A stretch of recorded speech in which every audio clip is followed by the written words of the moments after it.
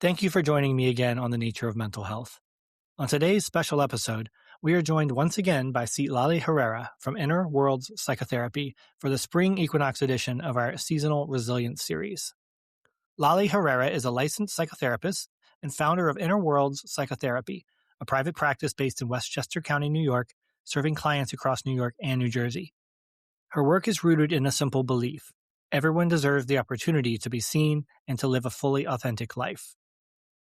In her practice, she primarily works with adult daughters of emotionally immature parents, people-pleasers, perfectionists, and hyper-independent women, helping them reconnect with their bodies, boundaries, and needs through nature-based healing.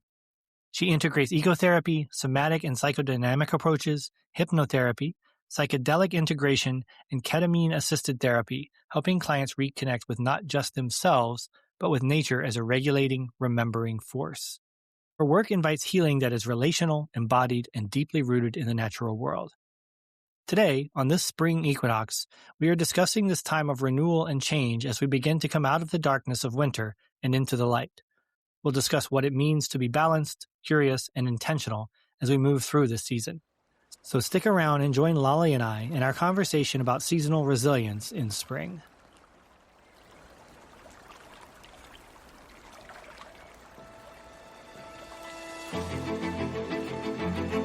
Welcome to The Nature of Mental Health, the podcast where we explore how time outdoors supports emotional well-being, resilience, and healing.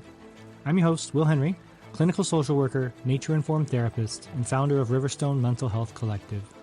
Join me as we dive into practical tools, meaningful conversations, and inspiring stories that help us reconnect with the natural world and ourselves. Thanks for being here. Let's get started.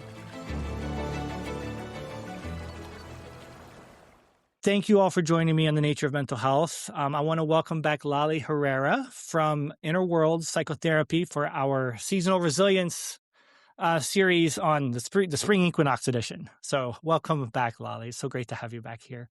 Thanks so much, Willie. It's so nice to be back and to talk more about the seasons and the transitions of time. And I was looking forward to this call, so I'm excited. Yeah, me too. We got pummeled. I'll use the word pummeled, but I did enjoy the amount of snow that we got in the last couple of months, 4 feet or more, in a matter of like 4 or 5 weeks, which I loved. And then now we've got this. So what is it? 70s today, 72 today. Sunny and beautiful out. And the change, I guess I'll start by asking you, what does the spring equinox, represent to you personally and your work? Like as a nature therapist, how do you kind of to view that? Yeah. And the snow is wild this year. But as we're transitioning into this time of, balance, I would say this finding of, the balance between night and day comes, of course, it's equal. But what does that mean internally for my people, the people that I work with and myself? Where we're balancing the energy that's moving forward and also that transition from the slowness of winter into the day to day and the urge to do all these social activities that are coming with the spring and the summer and booking our calendars. And I still need rest. What does that look like to hold the two together side by side? Or the adversity and the joy of life, both sitting side by side. I see these things as, it's not so like black and white or night and day always, but finding that these two things can exist at the same time, even if they seem totally different from one another, which is exactly what Equinox is. Yeah. Yeah, absolutely. That's such an important concept. I love the word balance you're using. I think that's, I think it's beautiful. And the importance of holding those two things, which I talk about all the time. I see like spring as kind of, you hear a lot about the like rebirth, renewal, and all of that kind of stuff. And I love the perspective of balance. I think that's really beautiful. Do you notice any shifts in your clients thinking about that? Balance and this with spring, with the sun's coming out, the balance of time, day and night, and all of that. Do you notice any big shifts with your clients? Yeah. I've noticed a shift in, especially in the movement towards energy or the movement towards action. And also at the same time, this like pressure to be doing more. I should be feeling Mm, better. I'm supposed to feel better because it's 72 degrees out. Supposed to be excited, how it's energy, but not everyone is. And that's where it comes with holding those two things. It's like, yes, there's all this energy happening. All these birds are migrating. We can feel the movement happening outside of us. But I might also be feeling still this heaviness within me. And the mm. two are happening side by side. And for some people, it is feeling a little bit more what you would think of spring as this blossoming and blooming, this new beginning where there's newfound energy is coming. And there's space for both of those. Yeah, I don't know if that's Yeah. the question. No, Yeah. absolutely. Yeah, no, absolutely. I was thinking about, last time we met, we talked about the winter solstice and how like winter looks. And for me, I was saying it's a time of like kind of not reflection, but planning, right? You plant those Mhm. seeds and you kind of plan for what you want to bring to fruition in the spring. And I like what you're saying about the pressure that can add to people sometimes. This is something I was actually going to talk about in a little bit, but I mean, we're here. So do you ever think like do you ever think there's too much pressure? Spring puts too much pressure on clients. I mean, I can, like you're saying, seeing sometimes it feels, I heard someone say to me, sometimes it feels like it's another New Year's with all the rebirth and renewal sentiments, right? Do you ever see it like destabilize a client? Yeah, yeah. I actually don't see it as destabilizing with the newness as wintertime and the newness of winter. Mm, I think it is a little bit more organic. I personally see this as New Year for me, but that doesn't mean it's hmm the same for my clients. hmm But that there is, it's like suddenly the calendars just get like booked, right? And Yeah, then, yeah. and I work with a lot of people who experience a lot of people pleasing, and it's hard to say no. It's hard to say no to all these activities and Such a events good point. and they just get very overwhelmed and stressed and stretched thin, and then they start canceling sessions because they feel overwhelmed, and they feel overwhelmed because they didn't go to their sessions, and so Yeah. it kind of becomes this whole domino effect, and then when summer actually hits, it's like a whole nother, like, level of stress because then the energy is even more heightened and the days are even longer. So yeah, it finding the balance, I think, is where it can be a little tricky, and where the pressure might come in a little of like, can I rest? Can I give myself this opportunity to rest as I'm still slowly awakening to more light and How do you to more help them sun? manage that? What kind of like I guess tricks, tools, kind of things do you recommend for someone who might be experiencing this? Oh my God, there's so much to do. This overwhelm, this imbalance, if you will. Yeah, yeah. I mean, I would say look at your calendar, slow down. Like, what can we take off? What needs to get done now and what can wait? Hmm What can you say no to? How can you connect with Can we touch a tree a little bit? Can we go earth a little bit? Because when we do these things that are actually connecting with the physical environment, our nervous system naturally responds and just shows us that we can slow down. We can now, when we're holding a tree, we can decide, okay, what is important right now? Is the to-do list really that long? It just like there's just like this natural communication when we're in the nature space that allows us to recalibrate a bit and Mm. prioritize. But yeah, of course, getting the nervous system nice and regulated is a great way to be able to bring more balance. But we can do that by forest bathing or going into nature or practicing moving our bodies in ways that excite us, doing art, all I sorts of love ways. that. Yeah, and the idea of slowing down in a time when you feel like you need to be speeding up and doing more, because that is, we're slowing down, but we're not slowing down to a speed that's counterproductive. We're slowing down because that's what we need, and giving ourselves what we need is important and hard to remember in times when you feel like you've got so much on your plate.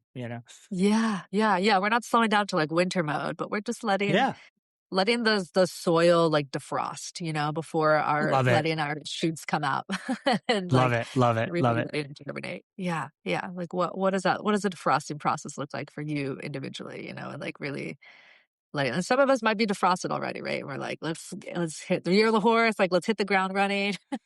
I had the whole garden ready. Like maybe some of us are feeling Uh-huh. that. That's okay too, because we all have our own inner season that's happening at the same time as the seasons outside of us. And Hmm.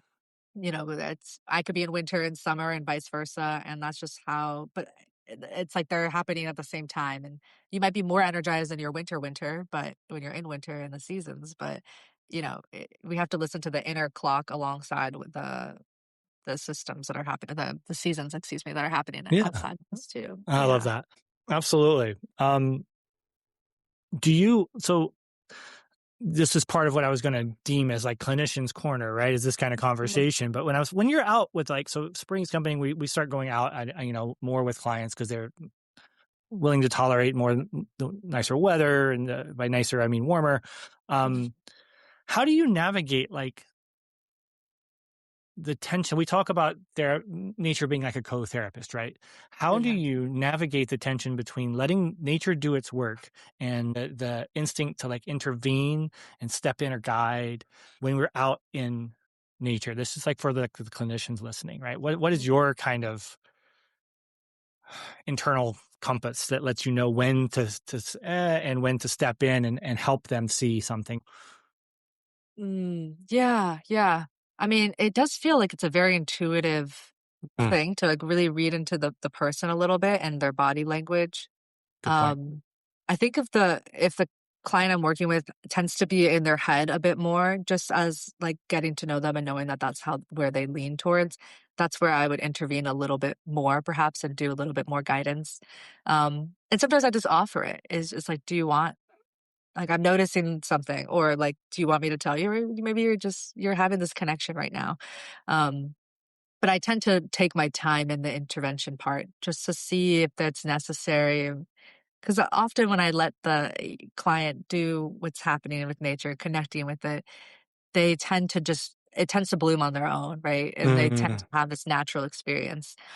So I don't want to do too much intervention where I'm obstructing the experience for them, Yeah, it's kind of tricky. I think it does take a little bit just like, where's my intuitive radar? Where is it going? Yeah.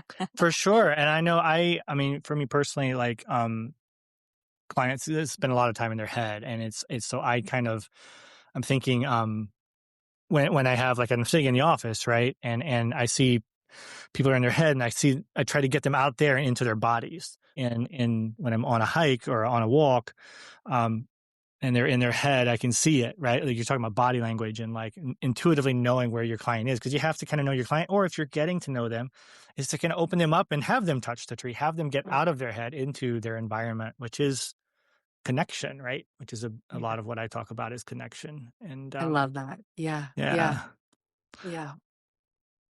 That's nice. I like that intuitive. You have to trust your intuition, trust ourselves, right? Yeah, and our own connection too. Like, I don't know, we feeling connected. Could we lean on the tree and ask the tree ourselves? Like, do I need to intervene? That might be getting a little woo, but I go there. But like, is this time? Like, tell me what I should do. Earth, like, talk to me. Tell me this person need my support, or I trust that you got her too. Well, that's all. I mean, that's also connection, right? We talk about connection is not just you to me, right? It's you to me and the earth, you to me to the earth, you to the earth. It's all related, if you will. Yeah, absolutely. Yeah. And seeing it as our co-therapist, I mean, we might like look at our co-therapist and make eye contact or something. And like, now's the time. But like with nature, it's a little different, but we have that natural connection already. And we can be like, okay, is this my time? Is this a sign? Is this a sign? Yeah. What's a way do you think people can intentionally use the arrival of spring to support themselves, right? So in a gentle way, because we've talked about like the overwhelm sometimes people can feel. So what's a gentle way, realistic way that people can kind of use this equinox, this time to improve and work on their well-being? Yeah. I would say find an intention first. What is my intention for the remainder of this year, or as this new year comes, however you see it? Where do I want to focus my energy? That's what attention really is, where attention flows energy, where intention flows energy. What is it saying? Where attention goes, energy flows. Where attention goes, energy flows. That's There it. it Yeah, is. you said that last time. It's beautiful. I love that. Oh, I just said it last time too. Yeah, that's great. I love it. It's a good But reminder. setting that intention. I mean, we think about like planting the seeds in the garden and creating this this newness, and it can get really scattered, right? If we're like planning a garden for ourselves, like what am I going to use? What's going to be the best to plant right now? And that's the same thing we can do with our own wellness. Like, what is actually the most important to me right now, and where do I want to focus that energy? It's kind of what we said earlier about like prioritizing when we get too overwhelmed with the busyness. It's like, where can I just like put the other stuff aside? Can I plan for that for next year or later in the season? And what's going to Hmm. germinate best right now for me, and the highest good of myself and all people involved. Let me find that and bring that energy forth and do some of the work around that. Does that Yeah, no, make absolutely. sense? Yeah. And I'm I like, oh, love we're just that. rambling. No, not at all. It's because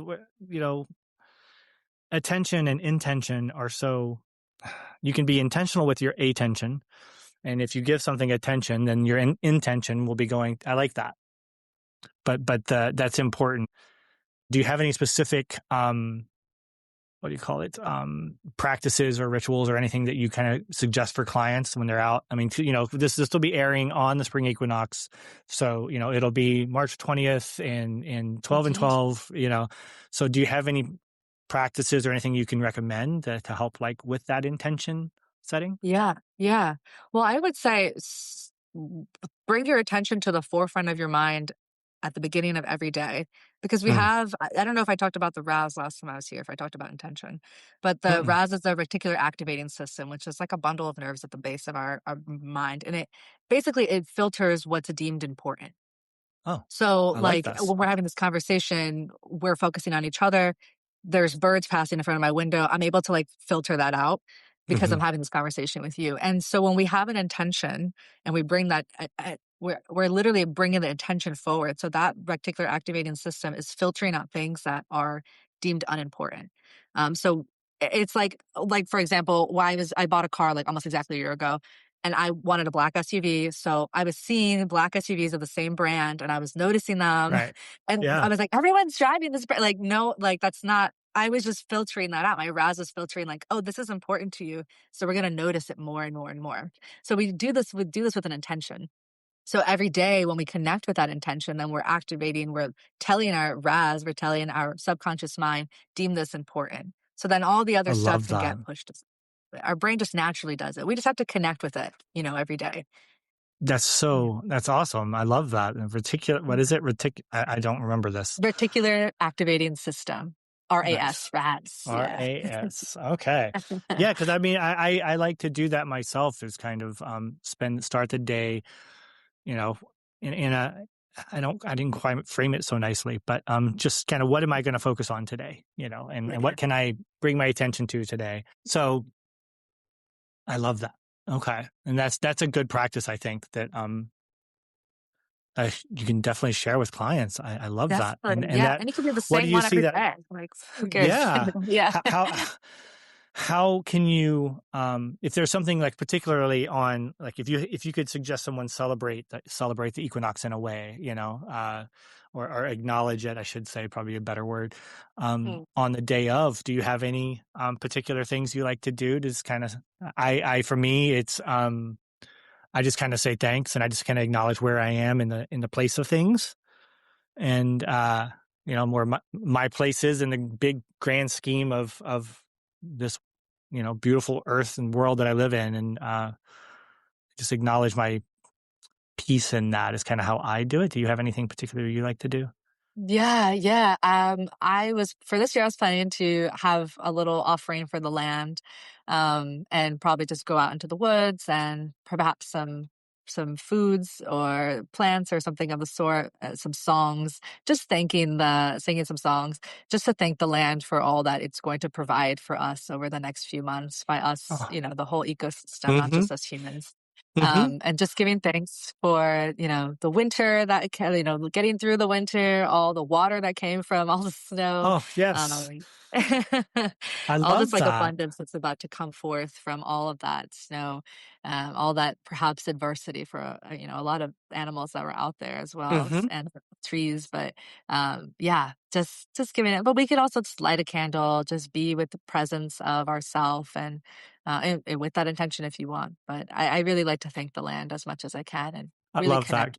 Yeah. Gratitude. That's what I'm hearing Yeah. and Oh, it's yeah. so totally Yeah. something. I mean, we were speaking about, having, 4 feet of snow dumped on us in such a short period of time. And I thought about like, oh, the squirrels that I see jumping around, I don't see them so much. They're like burrowed in and everything. Right. But I know on the solstice, the winter solstice, I spoke about how much I love snowdrops, the little white flowers that pop up. And, I thought to myself when there's, 2 or 3 feet of snow on the ground. And I'm like, where, and it's How are they going to get through? how are they going to get through? This is about the time they're usually there. And so, of course, the weather changes and snow started melting away. And like the way my yard is, there's like a hill. And, on this one section is where most of the snowdrops actually pop up. And the second, like the snow melted away, just a little ground, you could see like all the snowdrops starting to pop up everywhere. And it made me so happy to know, between that and the birds I hear outside, I'm like, spring is coming. And it's, for me, signal something. But I love the idea of gratitude, and your perspective on the adversity, like you said, for some, but it brings so much. It fills the rivers, it fills the earth with water, it gives it, it nurtures. There's a place for everything in this ecosystem. And Yeah. And it really makes us appreciate the spring even more. Absolutely. For me, the sun is like, we've been dying for this. But also, it was also beautiful in the winter. So there's so much to appreciate with that and the adversity and how much we can go through. And what comes out of that, all this beautifulness. Yeah. Abundance within it. Yeah. Abundance within it. I've been seeing the flowers come up too. Yeah. What did you say they were called? The snowdrops. Little snowdrops. Yeah, the little snowdrops. white ones. They have the spiky little leaves that poke through the frozen ground. Is why they're so remarkable to me. They're all around. Yeah. I mean, I had all this snow, and then these little patches of mulch and grass, and depending on the area, and I'd see these sharp little leaves poking through, and I'd be like, "They're coming right through." up. Yeah, there was still snow on the ground, and still snow on the ground. Dang, they are very strong little plants. I love them. So a question: how can people hold space for? You were talking before about the balance, the spring, holding two things at once. So hope and uncertainty during this time of transition. Do you have any additional thoughts on that? Spring is often thought of as like a hopeful kind of, here we go, it's a new rebirth, renewal. That's the word I'm looking for. Sorry. And uncertainty, because of that brings, like you were saying, overwhelm sometimes. Yeah. How do people hold space for that, inside, I guess is the question. Yeah. It's interesting because sometimes I think of hope as a form of uncertainty. We're hoping for something, but we're uncertain of what that will be. And I think what we could do is lean into the discomfort of the unknown and what it feels like to be in the space where we don't know what's happening. And maybe that's kind of fun and exciting. Maybe it's very nerve-wracking. But both. The more that we lean into just like, well, I don't know what's going to happen, but right in the present moment, this feels amazing, or this feels whatever.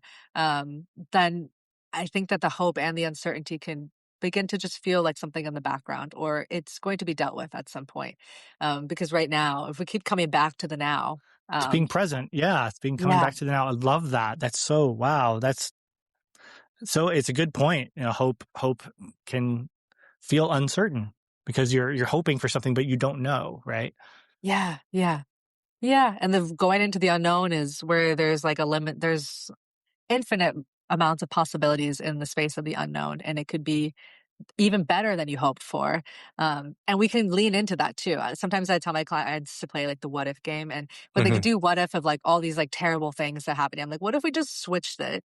And we're like, what if I get the job offer? What if I really like the job? What if I meet my best friend there? What if I meet my life partner there? And just like, we could just keep going in these what ifs, and like, maybe it is a wonderful thing that it could happen. We don't know. The fact is that we don't know. And we can choose to go with fear, or we can choose to go with excitement, or just choose to like stay as present as possible, because that would be the most balanced, I think. That would be the most balanced, and it's also like I talk a lot about like being present and and acknowledging your safety. Like in this moment, I am here, I am safe, I am fed, I am watered, I am all of the things, Yeah. and bringing that uncertainty back to the present, I think, is so important.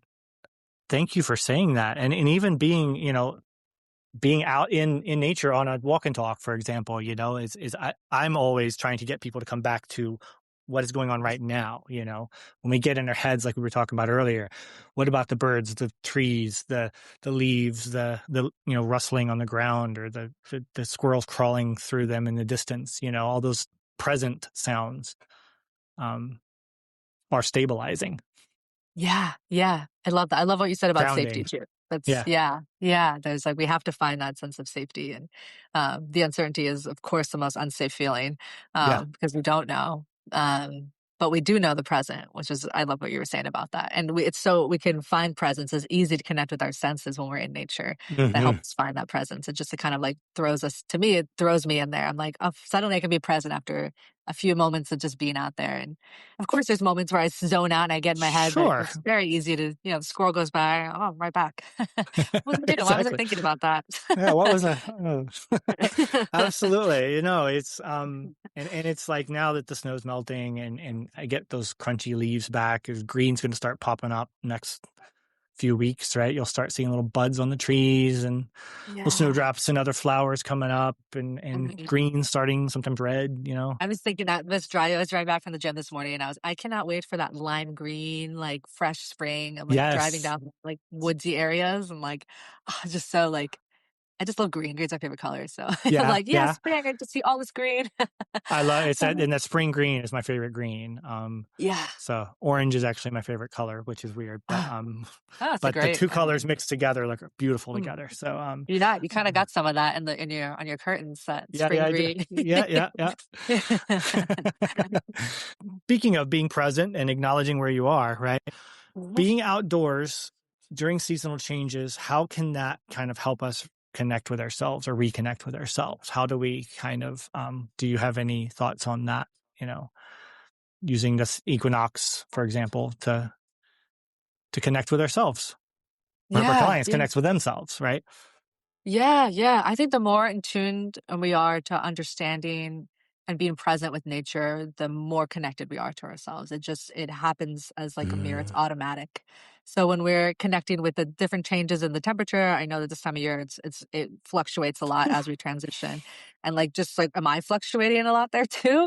Or am I not? I don't know. But let me understand what's happening here. Let me try to get a sense of what birds are migrating right now. What's the first trees that are budding? Like, can I get a sense of that? What's budding within me that's first? Why do I Mm. sense and feel this? What's changing and what's going through me? Like a migration bird, is it coming past me and onto the other side? Like, let me just see these mirrors that are naturally coming up as this transition is happening. What's happening for you when you transition? How does that look for you? Hmm. When change happens. We're fluctuating too, I assume, because that's, we have the good days and the bad days and we're making new changes in our lives. But then there always is a sense of stability on the other end. We can count on that being there. I love that, and you're aligning yourself with nature, and that mirror, like you said, I think is really important because we talk about this all the time, right? We are nature. We are nature. Not We're Yeah. not like part of it. We're not like walking through it. It's like we are the big system, right? We are nature, and I think Yes. that identification. You're speaking of that mirror, using nature as a mirror because we're looking at ourselves, right? And how can we align with that, or how does that align with us, our feelings, our experiences, I think it's beautiful. Yeah. Yeah. And we just have to go out and like observe it, which is Yeah. like so easy and cool. You just have And to just be observe things. curious, right? Yeah. And that Yeah. curiosity. Yeah. I Yeah. love that. Yeah, that's an important part. Yeah. Yeah. Curiosity, openness, and suddenly we see ourselves. It's like, oh, I just had this download in like my 30-minute walk. Who knew that I would just get this insight that I didn't, I needed. All my Right. answers, my questions have been answered. What about with someone who is more in like a more, we're up here in Westchester County, northern Westchester County, and there's a lot of green space and wild spaces. And so someone who's maybe in the city and has access to a park, how can you cultivate the sense of renewal without needing wilderness, right? How can you do this in a smaller, wild, not a wild space necessarily, but like in a city park?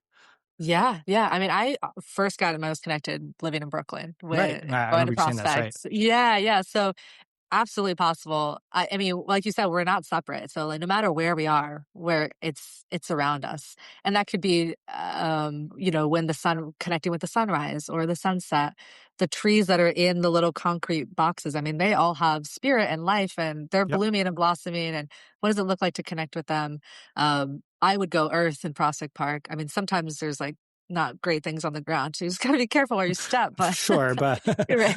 right. But you can just sit there, have your bare feet on the ground, connect with the Hmm. grass, the sky, the weather is changing, the tops of the trees. If you're in a higher building, you can't connect. Like, just where are the birds that pass through? There's a there's a lot of opportunity, I think, in those spaces. It's just taking time to notice and bringing your attention to it, so that you can Yes, bring your energy towards it. Yeah, yeah.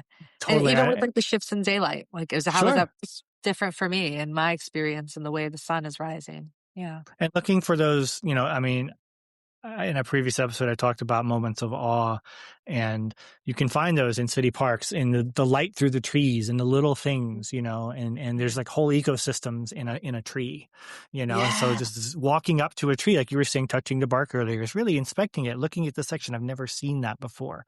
This unique Yeah. pattern, the way the light hits it, all of those little micro Yeah. moments of awe really connect you to the environment and connect you to the earth. And um, it's very, it can be very powerful and small. Doesn't have Yeah. to be, the Appalachian Trail, right? It Right. can Yeah. be a tree in Prospect Park. Absolutely. Yeah. Yeah. I love what you said about the micro. There's so Yeah, much, and there is a whole so ecosystem. much. You just see one tree, even if it's in concrete, even if you look Yep. a little cuckoo, but there's crazy things happening like New York City anyway. So Yeah. you can just go up to this Focus tree, in, befriend it. Yeah. focus Just, in, follow an ant, an ant's yeah. journey can be a Mhm. really remarkable thing to watch. What are they doing? And just being curious, again, back to that word curious, Yeah. and how following bugs and or checking in. Another activity I love is, which can be done in a park in the city, is called sit spot, where you find a spot in your yard or in the park or somewhere, and you go and you spend 10 minutes, 15 minutes, whatever. Every day you go and you just sit and you just observe. You just be present with where you are with nature, observe, and just be open to what you see. Um, and and doing that, I don't have the time myself to do that every day, right? But when I do and I'm able to do that, it's like the things you notice. It's remarkable. The Mm. the change, the resilience of nature, the intricacity. Help me with that word. Intricate, interest. Damn. Intricacy? Yes, that's the word. I can't say it. I couldn't say it. Sorry. What it is, appreciate it. But yeah, the nature is so intricate, and Mm. there's so Yeah. much going on, and there's so much to notice. And I love that exercise sit spot. It's a good one. I love that. Yeah, yeah. There's so much, but yeah, we can like get to know a sense of an animal and like how they show Hmm. up and their little habits and Yep. sometimes even their personalities. Like if they're playing, we don't even notice them playing half the time, but we can see squirrels playing. Sometimes it's not playing, but Sometimes it's you not know, playing, yeah, but different times a year they have different behavior patterns, right? So they looked different coming up in the winter solstice than they do now coming out of the winter, right? yeah. They were foraging, storing food in December, right? Now they're like, okay, what kind of bulbs can I dig up? Yeah, yeah. Right, yeah, yeah, and we can, like, get to know that if we come back to it. It doesn't have to be every day, like, we do No, get busy, yeah, but once a week even, there could be significant difference once a week as the seasons are changing, absolutely. and getting to know our space and our environment and getting to know that one tree or that one spot in the Yes. park, or the whole Appalachian Trail if you're into the wilderness. I mean, great. Yeah. It's It's like all great. whatever. Yeah, Doesn't as have long to as be all you're of that though. Yeah. yeah, yeah. As long as we're disconnected or connecting with nature, excuse me, because when we're Yes, yeah. disconnected with nature, we're disconnected from ourselves. So we need to plug Very good ourselves. point. Yes, yeah, absolutely. Yeah. Um, does spring offer like a message of resilience for us, do you think? And how? Do you have Yeah. any thoughts on that?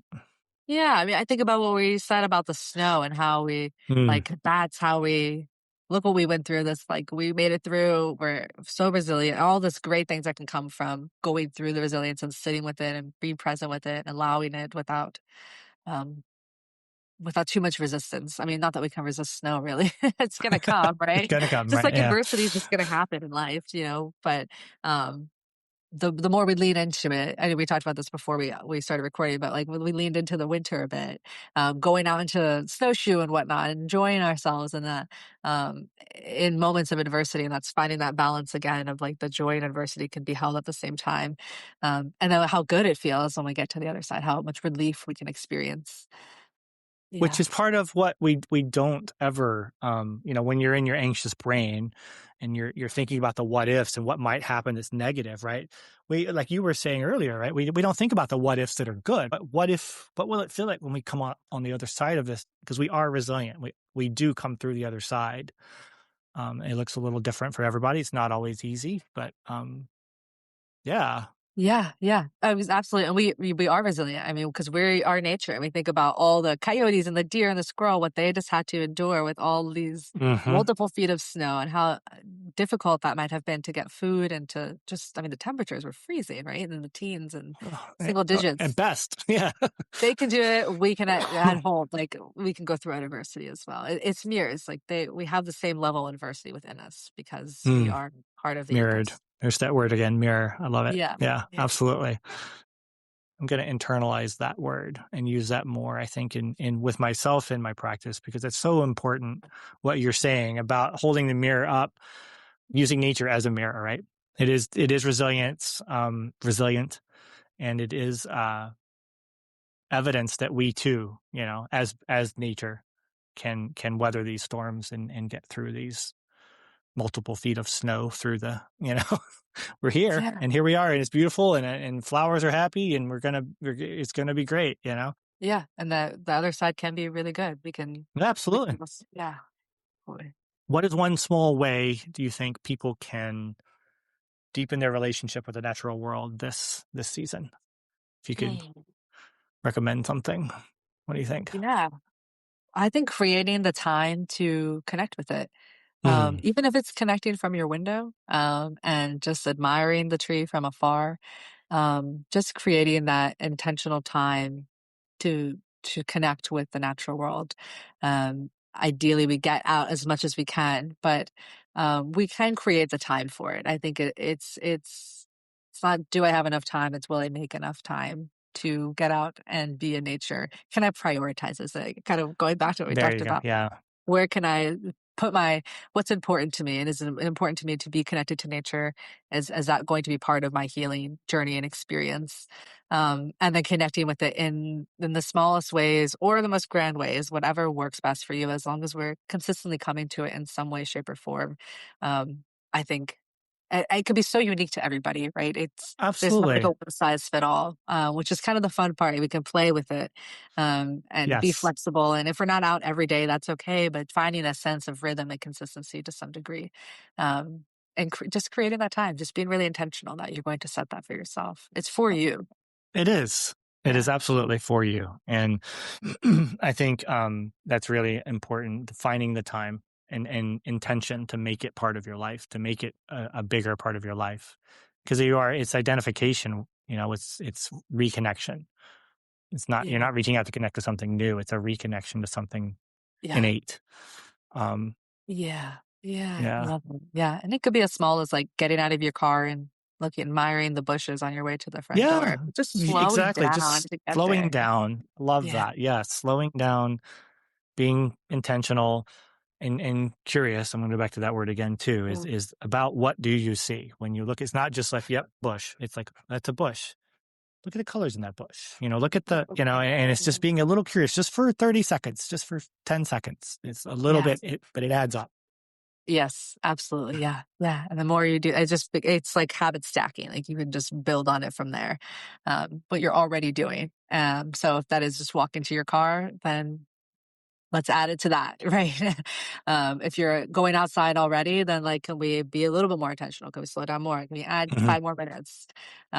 I bring my computer and I just work outside. Love that. So I'm like bare feet on the ground. I'm like, I can't be indoors all the time. So No, I hear you. that works for me, but that's not working for everybody. I know. No, well, we all, like you said, it's individual and it's Yeah. unique to each of us. We all have our own experience, right? Yeah. And being curious about that. Well, I know. Okay, so this episode will air on the 20th, which is the Equinox, and I know you have some cool things coming up, even though they may be happening before this. But what kind of stuff is going on with Inner World Psychotherapy? What your practice? What's some new stuff you're going to be doing? Yeah, well, I am doing a planting seeds for the equinox on the 19th, so right before this comes out. And we're going to use hypnosis to help plant the seeds. So we're going to set intentions. I'm Amazing. going to talk a little bit more about the RAS, like I talked about today, and we're going to do a hypnosis based on the intention that we set. So we're just going to plant the seeds in the subconscious mind in that practice. And I'm going to do one again for the solstice. That's going to be on theme with the solstice. But then on April 3rd, I'm also going to be hosting a free workshop on ketamine psychotherapy, ketamine 101. Just what is it? How does it help? How does the therapy look in congruence with ketamine? And, I've always found psychedelics in nature to be like, very interconnected. So Sure. Those are some things that have some seeds that I'm planting. Nice. For 2026. Yeah. I love that. We had a person on the podcast who talked about the history of psychedelics, but drugs, and we were talking about harm reduction in nature, nature-informed harm reduction, and she talked about the historically, like animals, everyone seeks it out. It's part of our history, mind-altering substances, right? It's part of the history, and like acknowledge that, and I think it'd be interesting, and really informative to on the 3rd, you said, of April. What day was 3rd, it? yeah. 3rd, yeah. Thursday at 7 p.m. Yeah. Well, how does one reach out to you to get in touch about doing that? Yeah, you can find me at innerworldpsychotherapy.com or on Instagram or TikTok at innerworldpsychotherapy, and worlds with an S. I'll have the page up, or you can email me, Citlali at innerworldpsychotherapy. It's Citlali. And those are some of the many ways you can get in touch with me. And they'll all be in the show notes as well. So it'll be a one-click deal as well. So awesome. Thank you, Lali. This has been so great. Do you have any last-minute things you want to add before we end up here? Just reminders for this season change of being intentional, slowing down, finding your inner balance. I think those would be like the 3 takeaways that I would say to just be aware of as we're transitioning externally and internally during this time of year. And so beautiful. Thank you. Yes, awesome. That is absolutely true. All wonderful things. Thank you, Lali. Thank you. Looking forward to the solstice. Yes. I'll see you then. All right. Thanks for listening to The Nature of Mental Health. If you enjoyed today's episode, please follow, rate, and share the show. It helps others find their way to this community. For more resources, visit riverstonementalhealth.com. Until next time, notice the small spaces where nature meets your day. Stay curious, and may you find resilience in every season.